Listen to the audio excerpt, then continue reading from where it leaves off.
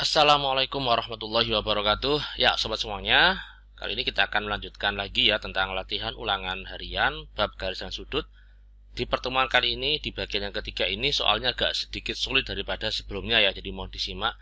Tentu kita semuanya pasti ingin mendapatkan nilai ulangan itu harus bagus, nilai PAT atau penilaian akhir tahun juga harus bagus ya. Makanya kita juga harus mempelajari semua variasi soal-soal, terutama soal-soal yang sulit. Nah, soalnya kayak gini ya. Kan kita sudah sampai di nomor 10 kan, 10, 11, 12, 13. Nah, soalnya kayak gini. Nah, gimana cara akan menyelesaikan ini? Nah, sekilas memang soalnya tidak biasa ya. Kalau biasanya kan pasti garisnya gini, gini ya. Ini agak sedikit mikir ya. Langsung saja di soal nomor 10 pada gambar berikut, jika Y sama dengan 4 per 3X, maka besar sudut BAC. BAC itu mana? BAC. Oh, BAC itu ya sama dengan 2X ya. Nah, ini terlihat seperti sulit ya karena ada aljabarnya. Tapi sebenarnya ini mudah kok. Kalau kita teliti, kalau kita sering latihan tuh jadi mudah. Oke, ini Y sama dengan 4 per 3X. Oke ya, jadi ini agar bisa terlihat ya. Ini Y, ini 2X. Oke, ini saya perpanjang aja ini ya, biar terlihat ini. Nah, ini kalau misalkan garis ini saya perpanjang seret, maka ini adalah dan ini dan 2x itu sama-sama 2x-nya. Kenapa kok sama? Karena ini dan ini itu berseberangan dalam atau dalam berseberangan. Gitu ya. Sehingga kita dapatkan sudut Y ditambah 2x. Y ditambah dengan 2x itu berpelurus kan ini? Berpelurus itu artinya totalnya adalah 180 derajat. 180 derajat. Kemudian tadi diketahui bahwa Y sama dengan 4 per 3X. Berarti Y yang ada di sini ini kita gantikan dengan 4 per 3X. Gitu. Ini gak menjadi, atau gini aja ya. Paling enak itu ini juga bisa kita ubah jadi perbandingan. Y sama dengan 4 per 3X. Ini sama aja dengan Y dibanding X sama dengan 4 per 3. Artinya ini kita misalkan Y sama dengan 4N, X sama dengan 3N. Nah, ini biar tidak pecahan. N-nya nggak tahu, N-nya kan bisa 2, bisa 1, bisa 3. Kalau N-nya 2 maka Y sama dengan 4 kali 2 itu 8. Dan seterusnya.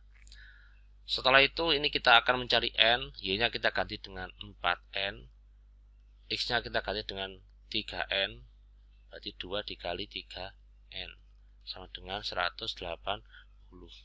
4N 2 kali 3 6. Kemudian 4 ditambah 6 10N. Berarti N sama dengan 180 dibagi 10. Cara-cara nolnya tinggal N sama dengan 18. Sudut BAC sama dengan 2X. Sementara X-nya adalah X tadi itu kan 3N kan. Berarti kita dapatkan 3 dikali 18. Ya, berapakah 3 kali 18? Oke, jawabannya ini X-nya ketemu 54 ya. Jadi X-nya 54. Kemudian yang ditanya bukan X tapi 2X. Karena sudut BAC itu sama dengan 2X. Berarti 2 dikali 54. 108 derajat. Sehingga jawabannya adalah B. Jadi seperti itu ya. Kita lanjutkan lagi di soal nomor 11. Oke, nomor 11 perhatikan gambar berikut. Jika diketahui panjang garis AC sejajar dengan DE, ya dia ada lambang panahnya ya, panah itu artinya sejajar, maka nilai X sama dengan, nah ini juga ada keterangan bahwa sudut ini sama, maka ini sudutnya besarnya harus sama ya. Karena segitiga sama kaki itu juga sudut yang ada di kakinya juga pasti sama. Oke, ini kita 105 derajat, maka ini berapa sisanya? Ini pasti berapa ini ya? Ini kalau ditotalkan 180 kan? Oh, berarti ini jawabannya ini 75 derajat. Karena kalau kita total itu harusnya 180 derajat. Ini 75, maka di sini juga pasti harusnya 75 juga. Ditanya nilai X. Oke, berarti kita akan memproses sudut yang atas ini ya. Sudut ini 2x min 5. Kemudian apalagi yang kita butuhkan? Oh, ini 75, 75, 150. Berarti ini 30 kan? Ini jelek ini ya. Ini pasti 30 derajat. Nah, kemudian perhatikan sudut ini yang saya garis. 2x min 5 ditambah 30 sama aja dengan sudut 75. Kenapa? Jadi sudut, oh sorry. Bukan sama ya, tapi sebiak dalam. Jadi begini, sudut EDB ini saya nggak menggunakan yang ini ya, menggunakan yang ini aja ya. Sudut EDB dengan sudut DBA ini sama. Alasannya apa? Alasannya karena berseberangan dalam atau dalam berseberangan.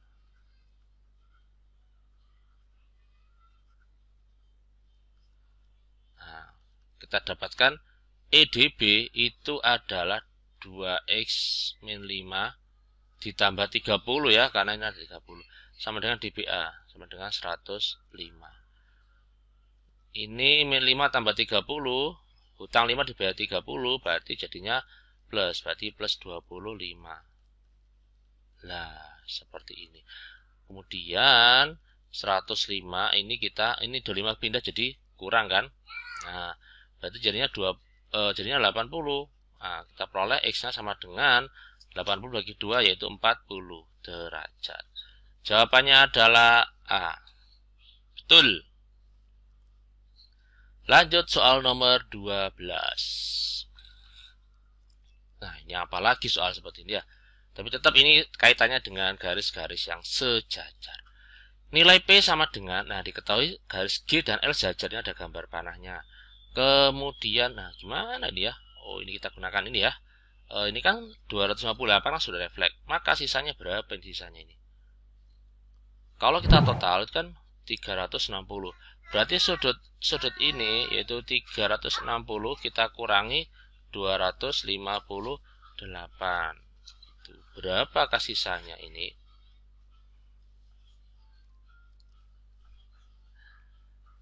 (102) ya. Oke, ini saya tulis di sini 102 derajat.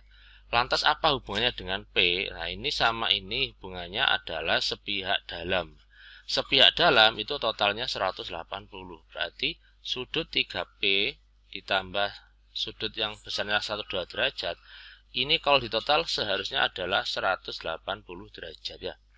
Kemudian 3P sama dengan 180 dikurangi 102. Oke, berarti 78. 3P sama dengan 78. P sama dengan 78 dibagi 3. Nah, jawabannya berapa ini? 26 ya. P sama dengan 26 derajat B. Baik, sekarang kita akan lanjutkan di soal nomor berikutnya, yaitu soal nomor 13 ya. 13 seperti apa soalnya ya? Kita akan simak berikut ini. Nah, ternyata soalnya adalah soal apa ini? Segitiga digabung dengan beberapa garis, yang mana garis itu mempunyai pasangan-pasangan garis sejajar. Yaitu apa ciri khasnya? Yaitu ada tanda panahnya ya. Panahnya ini menunjukkan bahwa sejajar. DE sejajar dengan FB dan FD sejajar dengan BE. Ini artinya sejajar, bukan sama ya, bukan sama besar ya, tapi bukan sama panjang, tapi sejajar. Nah, sekarang ini yang diketahui adalah EDF. EDF ini 70, EDF berarti ini 70 derajat. DCE ini 68. Nah, yang ditanyakan apa? DAF. Oke, ini ditanyakan. Nah, ini karena ini merupakan soal geometri ya. Jadi bab ini merupakan bagian dari matematika, cabangnya sebagai geometri. Kalau geometri itu pasti caranya banyak sekali, tergantung kreativitasnya masing-masing. Nah, di sini yang diketahui adalah sudut C, A nggak tahu, B nggak tahu. Tapi ini 70 ini perlu kita gunakan juga. Nah, bagaimana cara kita gunakan? Sebetulnya ini kita bisa menggunakan sifat jajar genjang, tapi karena belum diajarkan di materi kelas 7 ya. Di kelas SD ada ya. Nah, ini kita anggap belum belajar sejar genjang. Jadi kita gunakan sifat garis yang sejajar ya. Ini 70, maka sudut F berapa? Sudut F ini pasti 110. Kok tahu kalau 110? Karena apa? Karena sehadap. Kemudian ini 110, maka ini berapa? Ini pasti 70. Kok bisa 70? Kenapa? Karena ini dan ini adalah sepihak, maksud saya ya, dalam sepihak, bukan sehadap, maaf, tadi salah ucap. Ini sepihak, dalam sepihak. Ini juga sepihak. Sehingga ini bisa kita tulis 70. Kemudian kita juga bisa menggunakan sifat dalam segitiga ya, di mana sudut A ditambah dengan sudut C ditambah dengan sudut B, ini harusnya kan totalnya kan 180 derajat kan, di SD sudah jelas dipakai. Nah, sudut A nya ditanyakan di AF yang maksud saya ini 68, kemudian sudut B nya 70, ini 180 derajat. Ini tambah ini ya, 68 ditambah 170, jadi sudut A sama dengan ini berapa nih, 138 derajat sama dengan 180 derajat. Dipindah, jadi sudut A nya adalah 180 dikurangi dengan 138. Berapa? 42 derajat. Sehingga jawabannya adalah D. Oke, begitu ya. Semoga bisa dicerna. Oke, kita akan lanjutkan lagi ya. Jadi biasanya 4 soal, ini saya tambahkan lagi, nggak apa-apa ya. Pada gambar di samping nilai X sama dengan, nah ini gambarnya unik juga ini. Ini seringkali biasanya keluar di kelas 9. Jadi soal yang diberikan ini memang bervariasi nih ya. Tentukan nilai X dari ini. Oke, jadi ini apa ini namanya nih ya. Sifatnya banyak sekali ya, kita bisa menggunakan sifat segitiga, sudut luar segitiga. Nah, ini X ini apa ini? Ini pasti X juga. Kenapa? Karena berseberangan dalam, ini X. Kok bisa? Iya, kalau ini coba kita hilangkan garisnya. Nah, ketika ini X, maka ini X juga kan, sama kan? Ini namanya berseberangan dalam atau dalam berseberangan. Terus kemudian 3X yang ini dengan ini kita apakan ini ya. Oke, jadi ini juga bisa kita menggunakan sudut luar segitiga ya. Sudut luar segitiga. Nah, sudut segitiga itu rumusnya gini. Kalau ada segitiga gini, ini adalah apa ini namanya? X. Kemudian ini A sama B, maka X sama dengan A ditambah B. Sama kayak gitu, ini juga itu. 3X ini adalah sudut luar segitiga. Berarti 3X sama dengan X ditambah 56. X-nya pindah. Nah, berarti 2X sama dengan 56. X sama dengan nomor bagi 2, yaitu 28. Nah, kayak gini ini juga bisa. Atau karena kalau misalkan tidak pakai sudut luar segitiga juga tidak masalah ya, kita gunakan sudut berpelurus. Ini kan 3X, yang ini kalau ditotal dengan ini pastikan 180 kan. Berarti ini diisi apa ini? Berarti ini diisi 180 min 3X. 180 min 3X.